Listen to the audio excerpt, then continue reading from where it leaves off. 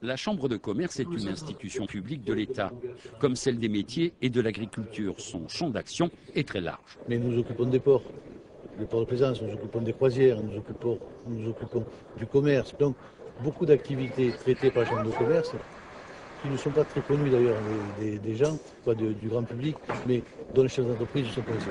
En clair, partout dans le département, elle concourt au développement du commerce, en investissant dans des projets structurants, quand elle n'est pas aux côtés des chefs d'entreprise pour des aides précises. Tout seul, on peut pas se permettre une petite entreprise comme la nôtre. Enfin, moi, elle était très petite quand j'ai commencé l'export, puisque j'avais démarré en 91.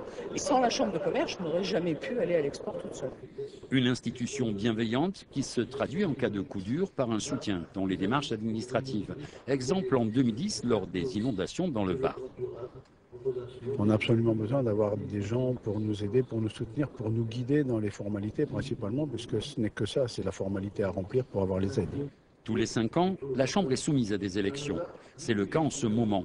Deux listes de 50 candidats, des patrons, sont en lice pour occuper les 50 sièges. Une élection capitale qui pourtant ne passionne pas. Donc il n'y a pas une motivation comme si c'était une élection à enjeu avec des solutions politiques différentes. Là, on est là pour faire fonctionner une institution au mieux de leurs intérêts. Donc ils sont peut-être moins motivés. Seuls les chefs d'entreprise voteront entre le 20 octobre et le 2 novembre prochain.